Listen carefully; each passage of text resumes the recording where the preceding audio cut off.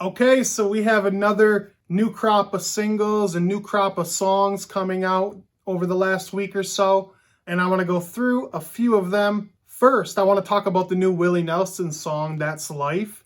It is a cover of sorts of a song made famous by Frank Sinatra back in the 60s off of his album, That's Life. So fantastic lyrics here. Willie Nelson has been low-key putting out great music for the last couple of years. Last year's album was really, really classy and I liked it a lot. A very loungy feel to this song, but not like old people music. It's really nice. You really gotta love Willie. I'd probably give it a 2 out of 5 because it's a really nice song, but I'd probably prefer experiencing the Sinatra original. Next is the song Humble by Iain Munsick, and he's been making a little splash as of late. Several songs of his have gained a little bit of traction, with Me Against the Mountain being one of my favorites right now. He talks here about how cowboys are humble. I don't love the way that it's almost a love song about cowboys from a cowboy, like sort of a cheap way of doing like a humble brag on his part. So I'm not really sure the theme of the song works for me, but this track has a really nice hook and some fun instrumentation. He toes the line a lot between like a mainstream pop and a very traditional feel, and I think he continues that here. So the redeeming qualities of this song give it a 3 out of 5 from me. A slight 3 out of 5.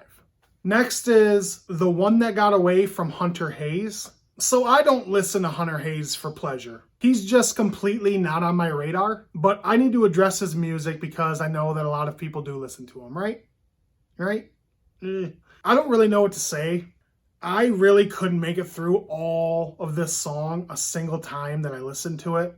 It just is boring to me. It is most certainly not a country song. I understand that country artists can make songs that aren't country sounding and it's still country music, but it's a pop adjacent tune with little to offer. I guess it's a little catchy, but I just think it sucks. It's just a shit song to me. I'm sorry, I give it a 0 out of 5.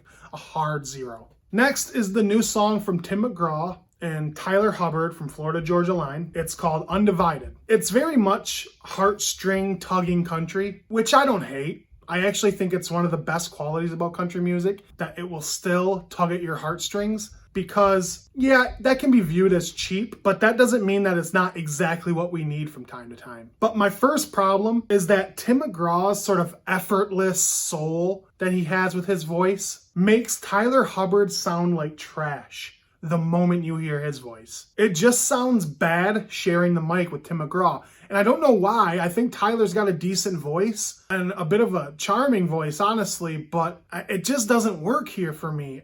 Something about Tim McGraw's voice is so much better than Tyler's here. And I think it's maybe that I've never really appreciated how good of a voice Tim McGraw has, even though it's not one of these once-in-a-generation style voices. It's just better. It's just smoother and more effortless. So, I mean, that was actually a little unexpected for me, but it's the truth. They actually don't sound terrible singing together on the second chorus. Even the lyrics of Tim's verse versus Tyler's verse, they just are different. Tim's are in another class.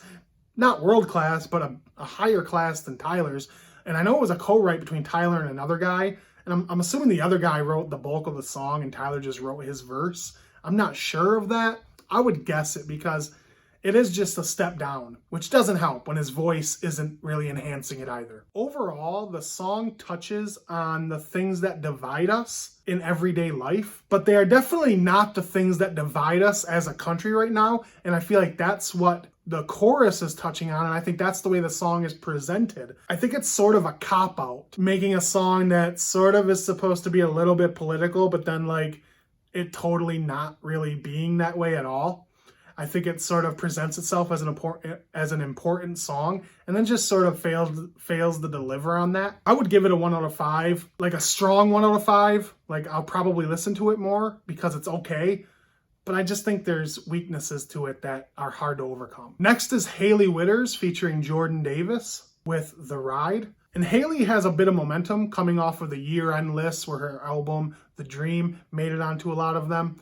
and then Filling My Cup with Little Big Town being a really hot song right now. And so she's getting a lot of love, and I think that's amazing. This song has a nice vibe. The lyrical imagery is on point to the theme of the song, which she writes with Ben West and Hillary Lindsey here. So it doesn't shock me that it's a really solid song lyrically. She has a line here, it's the low that makes the high, and then more specifically, it's the road that makes the ride. And those are really fresh ways to re-say something really powerful, I think. Jordan Davis's vocals here give a welcomed warmth to Hailey's voice, which doesn't really need help to shine, but it does enhance it here.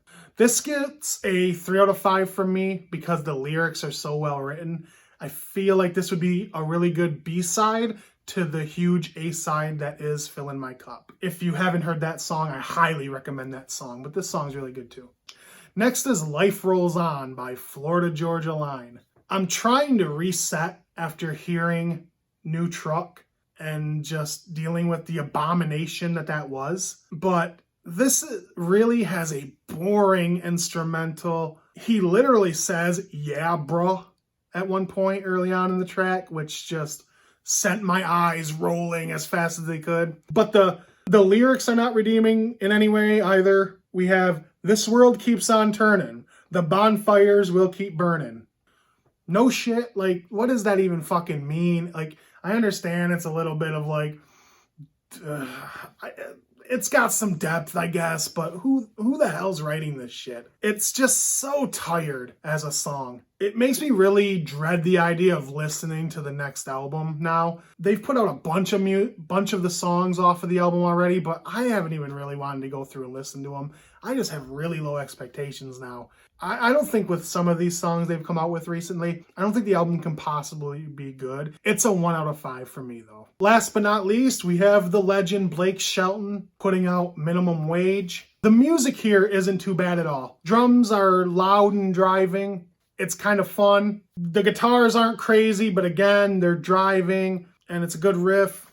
The lyrics are a little bit blah, but I do like the direction Blake is going here with this one. This sounds like very middle-aged rock, like sort of a Heartland rock vibe almost. I don't have a lot of thoughts on this song, honestly. It's not particularly special. "Your love is money" is a line repeated a lot here. Okay. Could make a man feel rich on minimum wage is the sort of overarching theme. It's really not much deeper than that, but I can respect this angle for an act like Blake Shelton to go in. It's much more respectable than like what Keith Urban has been doing recently. So I give it a strong 2 out of 5. So yeah, those are the songs that I listened to this week that I thought something of. Tell me what you thought of any of them that you liked or disliked, or anything else I should check out in the near future. All right, go ahead and like the video, comment, subscribe if you liked it, and please share the heck out of it if you thought it was interesting or cool. All right, thanks, much love.